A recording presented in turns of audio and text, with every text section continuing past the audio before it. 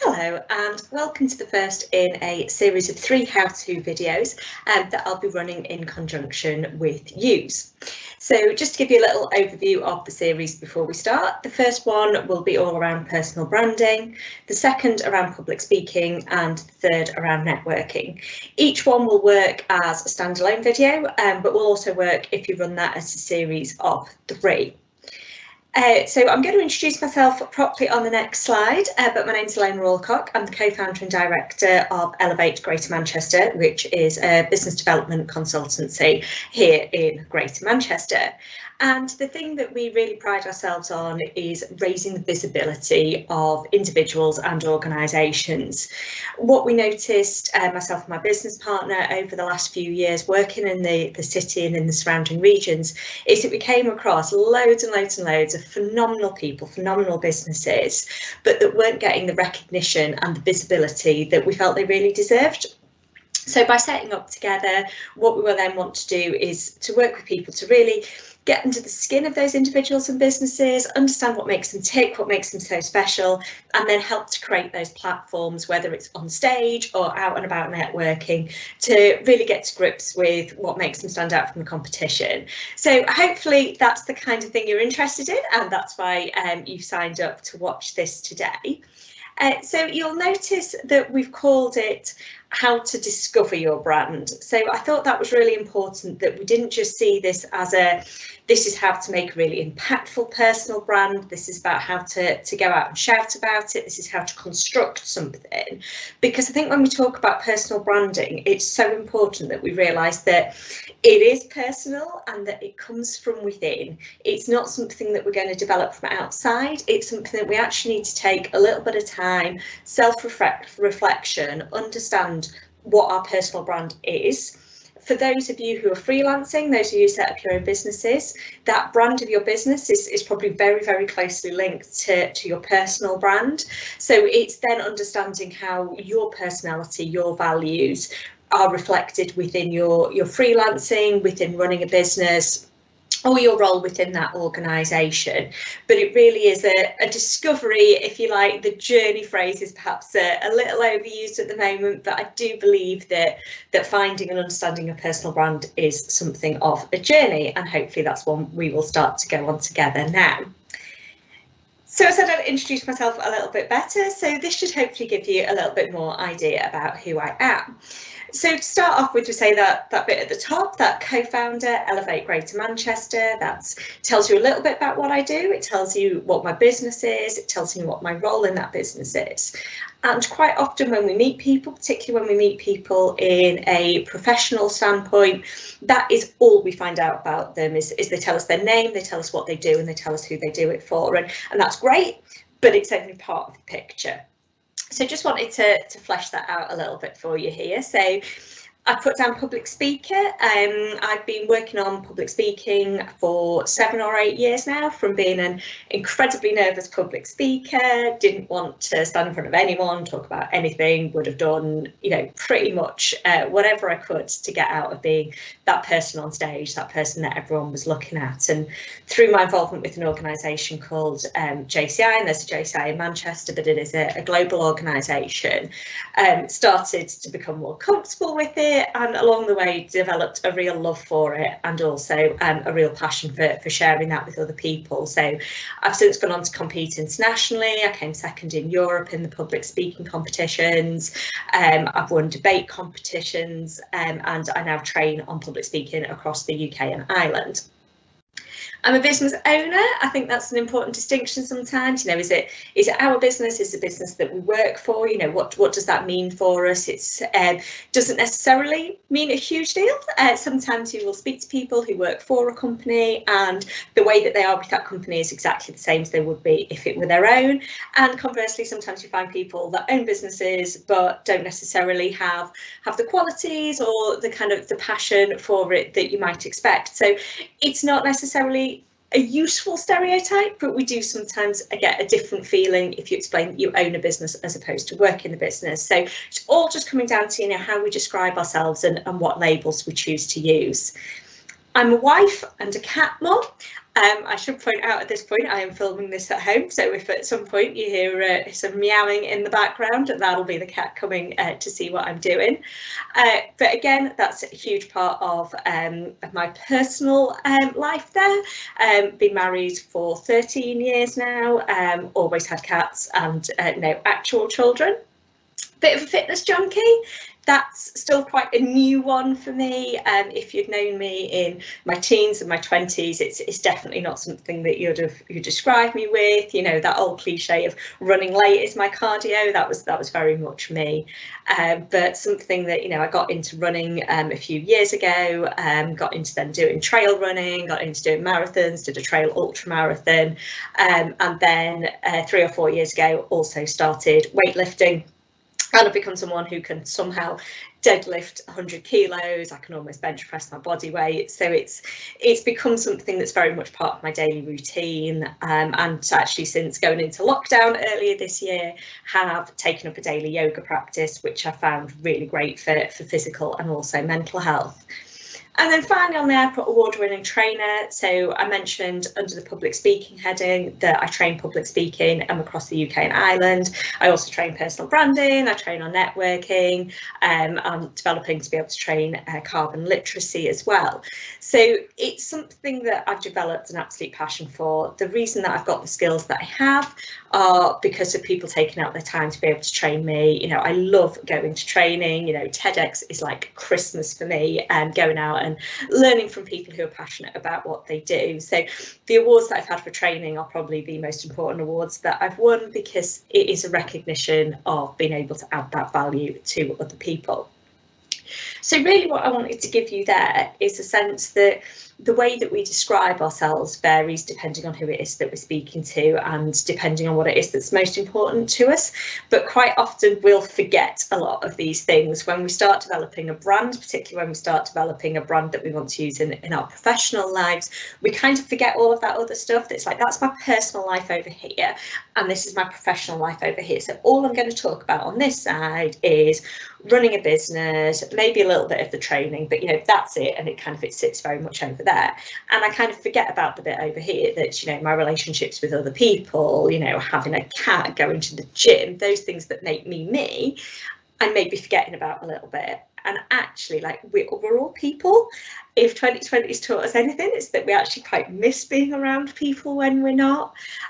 So think about all the different elements that make you you when you start thinking about that personal brand, and hopefully that will help to make it a much rounder personal brand, and it'll make you much more comfortable with where we get to in the end. So before we go on to actually discovering that, I think it's worth taking a couple of minutes to think about what actually is a personal brand. We're all very familiar with talking about brands and branding, and we probably apply that to companies and organisations. So we think about, you know, Coca-Cola, we think about Nike, we think about, you know, maybe Innocent more recently on social media, developing kind of a really clear brand.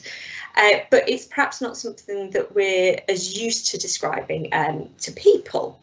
So I think one of the earliest kind of ideas of personal branding that I really came across was this idea of brand Beckham. So it was no longer, you know, David Beckham, footballer, Victoria Beckham, Spice Girl, that they kind of had something together that they could kind of package up and market as brand Beckham. So it was kind of, you know, this is what we stand for as people, and these are the things that we do are just things that we do. Someone like Richard Branson creates a really strong personal brand that cuts across whatever his different interests are, whatever his different companies are. It hooks back on who he is as a person. Elon Musk, another example. It doesn't matter whether he's talking about electric vehicles, he's talking about going to space, back in his kind of PayPal days. He's got a very clear personal brand that sits with him and then kind of filters through into his other organisations. So when you're thinking about your personal brand, it really is thinking about what the central point is.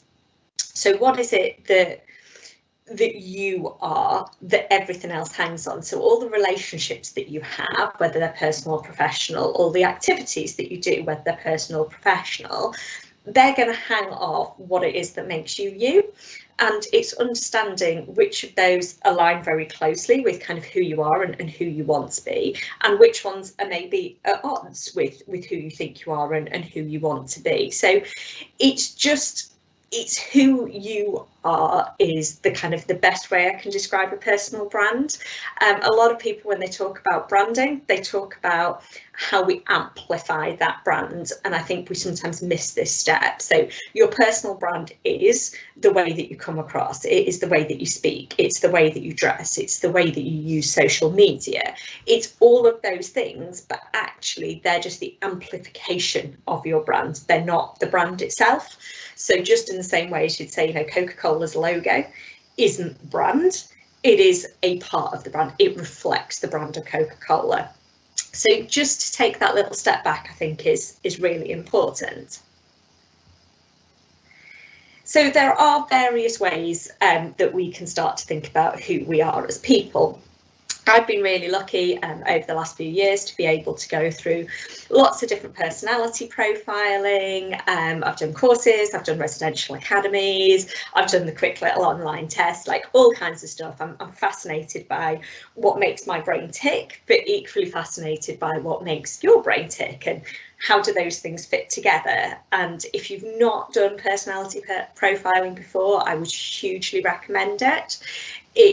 It's fascinating to get that real understanding of things that you maybe take for granted because that's just the way you are and it's the way you think, but to really understand how differently our brains work. And if you are part of a wider organisation, you're part of wider teams, it's something that I'd really recommend getting the whole team to go through the same kind of personality profiling, because it gives you an idea of where potential clashes might be in that team, where just our brains are working in very different ways, so we can alter our communication to make that team more effective. But it will also show up where there's gaps, that if you've just recruited in people who are like you, there might be gaps that you're not even aware of because you don't see them as something that we could bring to the table. So the example that I use, running a previous company, myself and my husband, and we both have very similar personality types, and the thing that we really struggled with was the whole admin side of things. We both found it really challenging, really dull. It was something that we probably thought about quite a lot, and it was only when we went through kind of personality profiling that we were like, oh, there's people out there that actually really enjoy this, like that's natural to them, and they'd hate doing the stuff that we're doing. So then it was a very easy decision to start outsourcing some of that and to start recognising that, okay, if we're going to do this, we need a short block, defined amount of time, and move on and do something else. And that just came from understanding what our personalities were. So this slide that we have in front of us here, to some of you it probably makes sense straight away. To others of you who've perhaps not done personality profiling before, it might look like absolute gibberish. But these are results of mine from various personality profiling. So the red and yellow comes from Insights, which is an incredibly in-depth personality profiling. You end up with a mix of 4 colours, but rather than it being you're this colour and that's your main thing and that's the end of it, it actually breaks down what your split is between those different colours, and those colours can represent particular personality traits. So it then fits you on this huge wheel of different colours, and you're in one of 72 different segments depending on the particular mix of colours that you've got. You get a report with it, which is a little bit terrifying because it uses your name in it. So mine will say like, Ilona's quite upset when this happens, or Ilona gets really excited by doing this. And you're thinking, how are you in my head? How do you know this? I literally sat down, answered a chunk of questions on a computer, and you've come back with this really kind of in-depth understanding of who I am and how my brain works. It gives you ideas about where your strengths are, how you use those colours and those types on a good day, and it gives you an idea of where there are potential weaknesses, how those things can work against you on the bad days that we all have. So my red and yellow are my 2 dominant colours. So red is very results driven, very task orientated, kind of that leadership type role quite often comes in with red, and yellow is more around creativity, is big picture. So those 2 things can work amazingly well together, but also they can be quite tricky. Reds can potentially come across as aggressive, it can come across as unfeeling.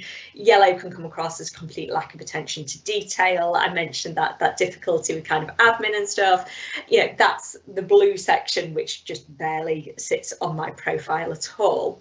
So it's just worth going through one of those if you have the opportunity to do it, to understand those things. And I think sometimes we beat ourselves up about the things that we find difficult or the things that we really have to persuade ourselves to do, and just understanding that everybody is different, everybody will focus on different things, everyone has different strengths. It doesn't make me a bad person that I'm no good at admin and lists and that Excel makes me want to cry.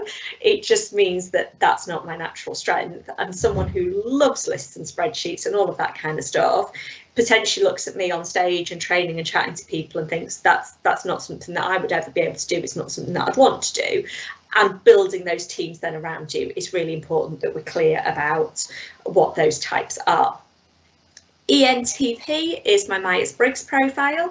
This is a really quick, easy one to do. There's a website called 16personalities.com, and you go on, you answer a few questions, and it will come up with a set of 4 letters. So you put into one of 16 boxes, depending on your answers. So it's not as in-depth. It's not going to get that saying that is exactly me that you might get from doing insights, but it will give you a bit of an overview. So the E here is for extroversion. So the extroversion, introversion, where do you get your energy from?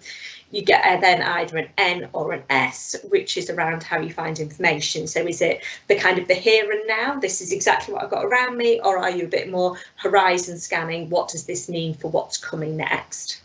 The T and the F are around thinking and feeling, and that's not whether you think or whether you feel, it's around whether you're quite objective, it's, you know, it's fact-based, or are you more swayed by teams and people, you know, is it the people element that comes to you first? And then a P or a J around perceiving or judging, and that's again around, you know, how we plan. So perceiving, potentially more spontaneous, open to kind of different ideas, judging much better at planning and having set deadlines. So have a little play with that one as well if you've not done already. Get a sense of where your strengths and weaknesses lie in there, or where your not necessarily strengths and weaknesses, but just what your natural style is and how you might want to adapt that when discussing it with other people and communicating with people in your team or with clients and suppliers. And then this inspiring motivator, and I literally can't say it without smiling. I love it as a phrase. When you do insights, each colour block on that kind of 72 in the wheel gets a bit of a phrase to describe those personalities. And where I sit between that red and yellow, it comes out as inspiring motivator. And I absolutely love that. I love the feeling of being the person that inspires people to do something, that motivates them, that gets the best out of them. And it really sums up me on my best day, and I love it. It's something that I would be very, very happy if people use those phrases to describe me. So it may be that if you go through one of these personality profiles, you will come up with a phrase that means that for you. That it's something that you think, okay, this is what I'm going to kind of hook my personal brand on. It's based on who I am as a person. It's how I want people to see me on my best day. So if all the things that I do can be described as inspiring, if all the things that I do can be described as motivating other people, then that fits really nicely with who I am as a person, but also will filter through into all of my other activities. If you haven't, however, done personality profiling, where on earth do you start? Where do you try to get that real essence of who you are? So some of you may have come across this story before. There is a bit of a school of thought about kind of how accurate it is, but the idea is that the word maverick, so maverick means a person who shows independence of thought or action. And as the story goes, this word comes from a man called Samuel Maverick. And it was at a time when all the cattle ranchers in America branded their cats, and it's actually where the whole word branding comes from. The whole idea of branding comes from branding cattle, that you would put your sign or your name or some distinguishing mark on your cattle that would mean, this is my cow, it belongs to me. If it goes wandering off from my ranch and is found somewhere else, you know that it belongs to me. I can come and claim it. You'll come and bring it back because it's branded with my details. Now, Samuel Maverick, for whatever reason, decided that he didn't want to do that. So he didn't brand any of his cattle, which meant, because everyone else was doing it, his cows were still very much identifiable because they were the ones that weren't branded. So if any of his cows escaped, they wandered off to a different ranch, they would look at it and be like, it's got no branding on it, Samuel Mavericks will go take it back to him. It also meant that any other cattle that weren't branded were brought back to him. So he actually ended up with more cattle than he had before because anything that wasn't branded was assumed to be his. And you might quite sensibly, I suppose, be thinking, why on earth is this woman telling me a story about cattle ranching? But the point is that the way that he thought, the fact that he went completely against the grain of what was normal at that time, has meant that his name has come down to us all these years later as just a word that we use. That if we talk about someone as being a maverick, we talk about someone who shows that independence of thought and action. And for me, it's really interesting to think, what would he feel about that? Would he look at that and be like, absolutely, that is what I would have wanted my legacy to be? Or, you know, perhaps he looks at it and it's like, actually, that's not what I'd have wanted to be known for at all. It's just, this is what's happened. So I'd really invite you to spend some time either now or spend some time, kind of sit down with it later and think about what you would want your name to mean. So for me, if somebody says, oh, you know, they're a real Ilona, they've got a real Ilona way of doing things, it comes back to that inspiring motivator. So if someone's a real Ilona, I want that to mean someone who's inspiring, someone who motivates you to do something. But that will be different for everybody. So think about what you would want your name to mean in years to come. If that's filtered down into our language, what does that mean? What are the bits of you that you're most excited about? And going right back to when we put all those labels on us, it's probably not any of those clear labels that we put on. You know, is it that you just want to be known by reference to what you do for a living? Is it that you just want to be known by a particular relationship that you have? A particular skill? It probably goes a little bit deeper than that, and it falls into a little bit more about who you are as a person. What are your values? What are the things that make you special? And it's sometimes quite tricky. It's not something that will necessarily just ping into your head straight away and you'd be like, that is it. For some people it is, and that's brilliant. Others, it can take a little while to get to that point. So don't worry at all if you're looking at that and thinking, I have no idea what I'd want my name to mean. Go through some of those personality profilings, have a little think about, you know, what it is that excites you, and you'll probably start to get closer to that. And this then brings us on to an idea of values and actions. So when we're working out what it is that's important to us and what makes us tick, we're getting very close to understanding what our key values are. And whilst your knowledge, your experience will change dramatically over time, all the evidence would show that probably our values don't change very much. It's not to say you won't change your mind on certain issues. It's not to say that your list of priorities won't change, but probably your core values are fairly steady. It would take something quite dramatic to change our values. So, for example, friends that have become parents, their values may change at that point. That's a huge life-changing moment, and it changes our perspective. It might be that your values change because you live in a different country for a while and you start to see a very different culture around you, and that changes what's going on in your world. But generally, if we value certain things, we will value those regardless of the situation.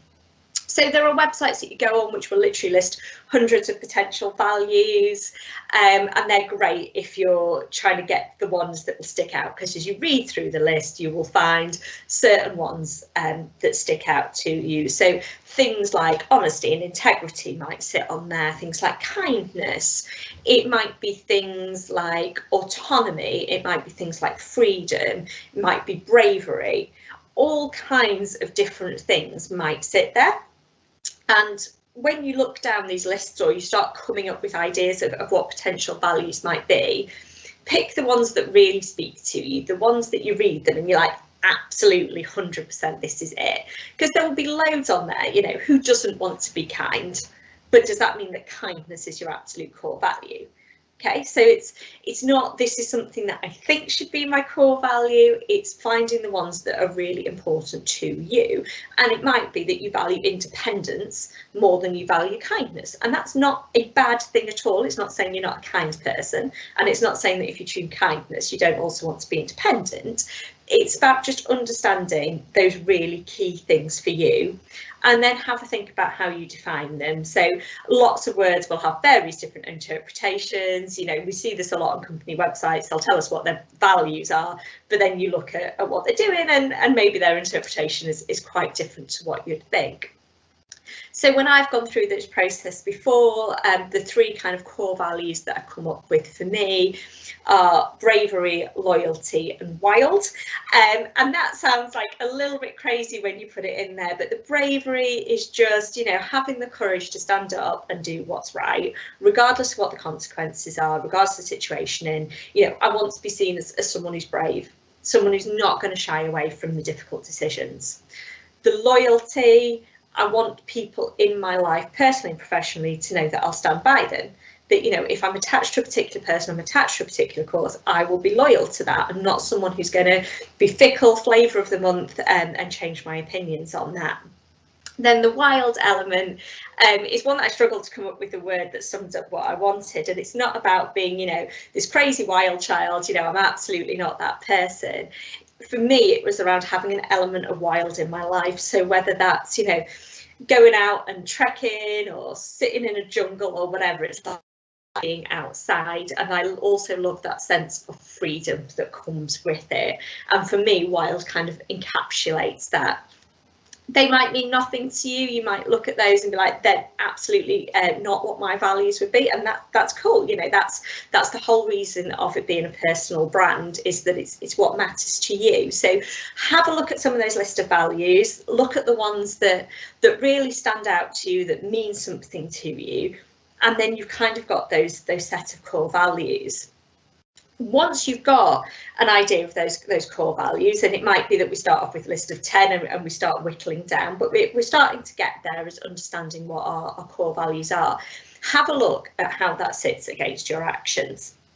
So what we may find is that we have these really core values, but whether it's pressure from within an organisation, whether it's peer pressure, whether it's pressure from the media more generally, what we do might not actually sit that well with what our core values are.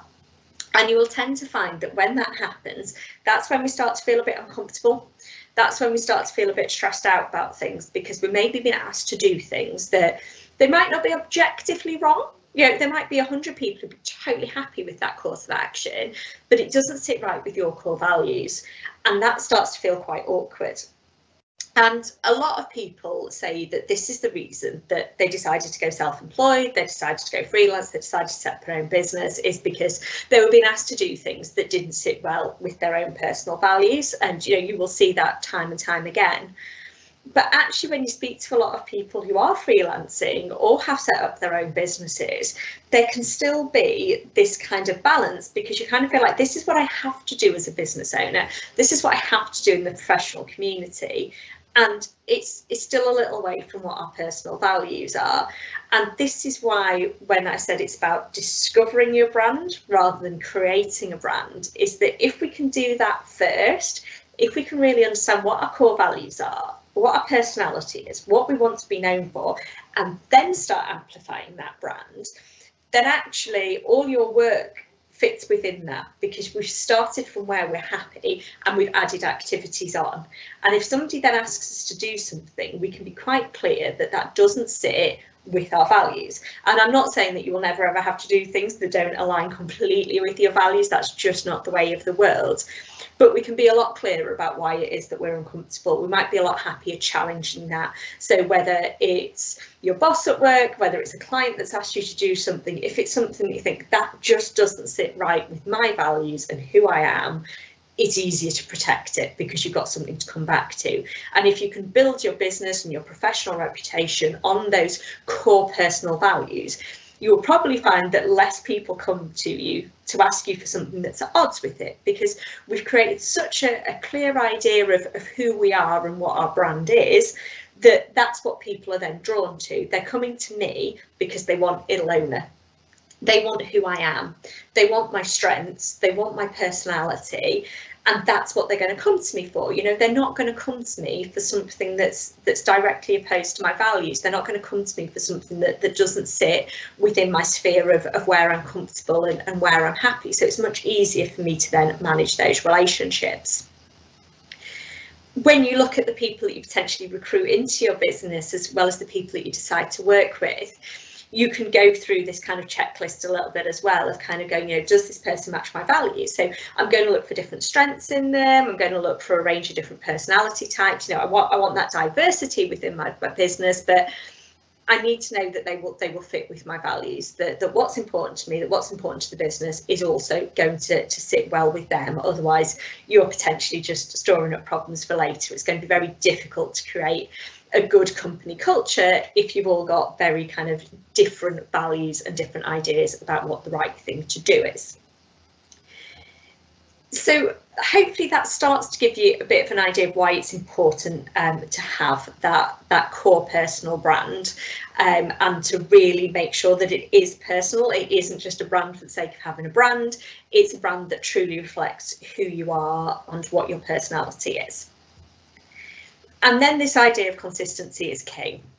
So this is something that will come a lot in marketing and branding, you know, this idea of having a consistent brand voice, but it is just as important for you as it is for your business. And I don't mean, as I've said before, that you can never change your mind about anything. It's really important to me that we learn, that we listen to different viewpoints. You know, I've changed my mind dramatically on a whole range of different issues, and I don't see that as a negative. It's just that, you know, things change, I'm exposed to different information, and I change my mind. You know, but I've said before that, you know, if you'd spoken to me in my 20s, you wouldn't have thought of me as being a particularly fit, exercisey person. If you met me now, you probably would. You know, things change, and that's fine. But in terms of how you amplify your brand, make sure that that sits well across the different channels. You want to know that if somebody meets you in person, that's the person that they expect from what they've seen on social media. That's the person that they expect from what they've seen in your press. It's from what they've seen on your website. It's from what they've heard about from other people. So continually behaving in line with your values, with what's important to you, it's a really nice way to be able to be. It's less exhausting than creating these different personas that we have in different situations. But it is what strengthens that personal brand. So I'm relatively confident that if you follow me on Twitter and then you meet me in person, that isn't going to be really jarring, that what you see there is going to be more or less what you get. Obviously, if you know me personally, if it's someone that I'm very close friends with, you know, they're going to see different sides of me. They're going to see a much more relaxed version potentially. There's confidences that I'd share with kind of a very close circle of people that I'm not going to splash out on LinkedIn, for example.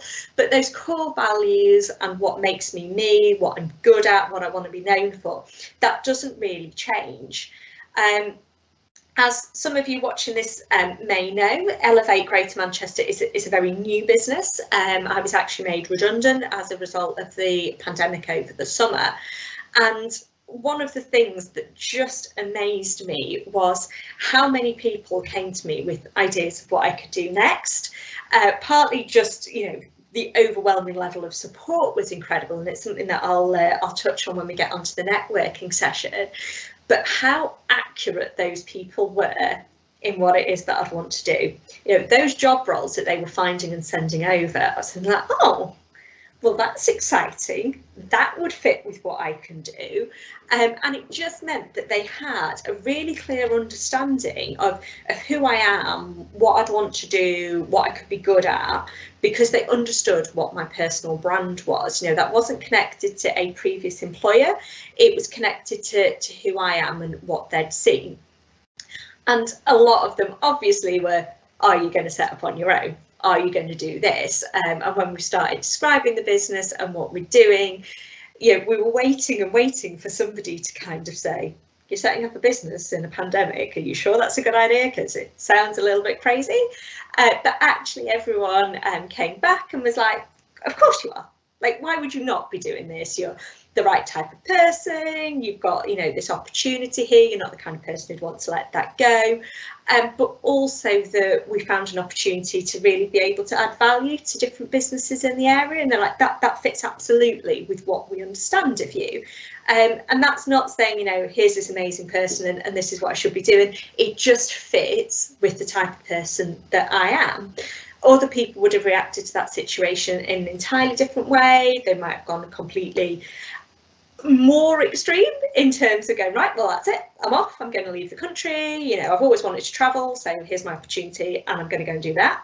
Somebody else might have looked at that being like, right, I really want to stay employed and I'm going to go for this type of job. People might have used it as an opportunity for a career change. There's all kinds of different things that are how we react to something. But it just showed that that brand that I've created had a level of consistency, that this hasn't felt like an unnatural jump because I've already built that brand up. People know what they're dealing with.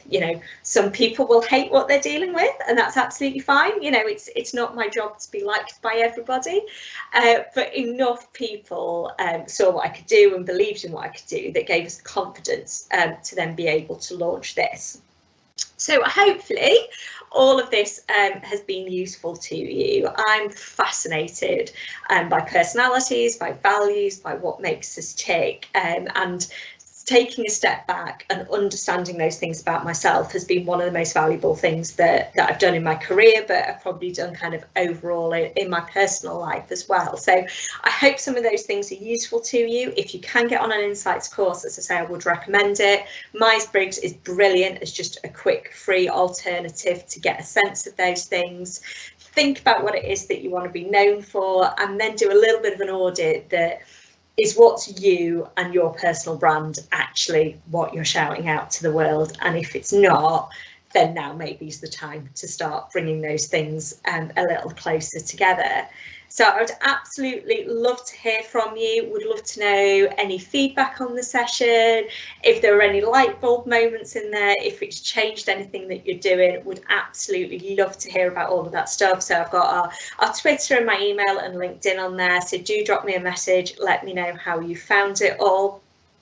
And as I say, this is the first in a series of 3, so I hope you will also join me for the public speaking and networking how-to videos. Thanks ever so much for joining.